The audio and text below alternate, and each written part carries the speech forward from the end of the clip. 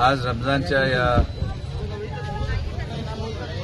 समाप्तीला ईदच्या या सणानिमित्त शिर्डी येथे ईदगाह मैदानमध्ये शिर्डी येथील आमच्या मुस्लिम बांधवांना शुभेच्छा देण्यासाठी आम्ही आलेलो आहोत। वर्षानुवर्ष ही एक प्रथा आणि परंपरा आम्ही सातत्याने कायम ठेवली।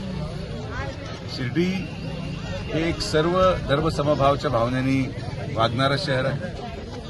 राहत्या तालुक्यामध्ये आपण तोच सामंजस्य आणि तोच समन्वय ठेवण्याचा कायम प्रयत्न केलेला आहे आणि म्हणून हा समन्वय कायम राहावा। शिर्डीच्या या साईबाबांच्या पावनभूमीमधून एकत्रिततेचा संदेश हा पूर्ण देशामध्ये राज्यामध्ये जावं हीच आमच्या तमाम सगळ्या ग्रामस्थांची इच्छा असते आणि म्हणून असे सण ज्यामध्ये सगळ्या धर्माचे लोक एकत्रित येतात। आमचे नगरसेवक असतील, मुस्लिम समाजाचे समाज बांधव असतील, हे सगळे एकत्रितपणे आजचा हा दिवस साजरा करतात।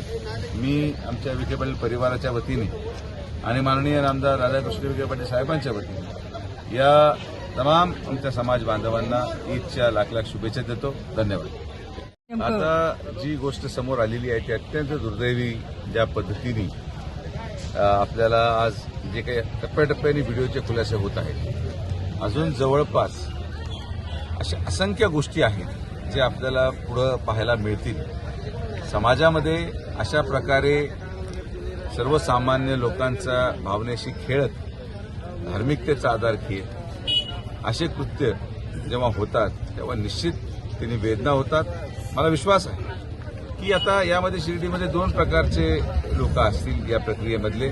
एक जे त्या प्रक्रियेची पीडित लोक असतील, म्हणजे या पीडित महिला असतील, त्यांचा एक वेगळा वर्ग आहे आणि त्या पीडित वर्गांच्या व्यतिरिक्त ज्या लोकांनी संपर्क ठेवून संपत्तीच्या माध्यमातून काही त्यांचे टायअप असतील असे लोक आहेत। मला असं वाटतं की जेव्हा जबाब घेतले जातील या जबाबामध्ये कोणाकोणाला व्याजाचा धंद्याच्या माध्यमातून कर्ज शिर्डीमध्ये दिलं गेलेलं आहे, कोणाकोणाची संपत्ती त्या पैशातून उभी आहे आणि त्या संपत्ती देण्याचं मूळ कारण काय, अशा सगळ्या गोष्टी पोलीस तपासणीमध्ये समोर येतील।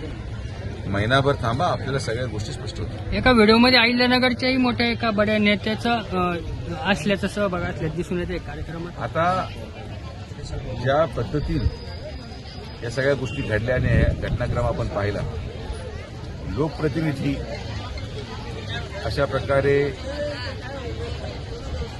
वेगळ्या वेगळ्या ठिकाणी जिथे वादग्रस्त विषय होतात, मला हा प्रश्न नेहमी पडतो की एक चेहरा या जिल्ह्यातला प्रत्येक वादामध्ये आपल्याला सामान्य दिसतो। ठीक आहे, एखाद्या अपवादात्मक गोष्टीमध्ये आपण मानू शकतो की हा चेहरा तिथं का, पण जिथं कुठं वाद आहे तिथं त्या व्यक्तीचं संलग्न आपल्याला पाहायला मिळतं। तर जिल्ह्याच्या जनतेने हा विचार केला पाहिजे की आपण कशा पद्धतीचे लोकप्रतिनिधींना मतदान टाकतो आणि कोणते लोकप्रतिनिधी खरंच समाजाच्या हिताचे आहेत, आपल्या सगळ्यांना बरोबर घेऊन जाऊन विकासाला बरोबर धरून करणारे आहे की त्यांच्यासमोर आता लवकर येईल। काय आव्हान कराल शिर्डी महिलांना असेल अथवा या बाकी नेत्यांना? ज्या पीडित महिला असतील त्यांना आम्ही विनंती करेल की माननीय मुख्यमंत्री महोदयांनी टास्क फोर्स नेमलेला आहे। टास्क फोर्स नाशिक इथे कार्यरत आहे।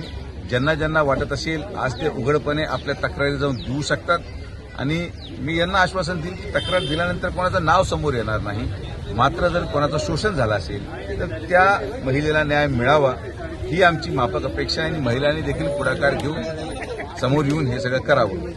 राहिला मुद्दा जे प्रतिनिधी त्याच्यामध्ये दिसले, आता प्रत्येकाचं वेगळं वेगळं कारण असेल, त्यावर बोलण्यापेक्षा मी तुम्हाला एक गोष्टीची खात्री देतो की जेव्हा जबाब समोर येतील, हे नुसतं तिथं काही लोक तिथं नव्हते असं नाहीये, जबाब जेव्हा समोर येतील तेव्हा अनेक कृत्यांचा पर्दाफाश होईल। त्या कृत्यामध्ये हा जो व्यक्ती त्याची अटक झालेली आहे तो किती राजकीय प्रक्रियेमधल्या लोकांचा सेटलमेंटमधून स्वतः एक एजंट होता हे देखील एक महिन्याभरामध्ये तुमच्याकडे पुराव्यानिशी स्पष्ट होणार आहे।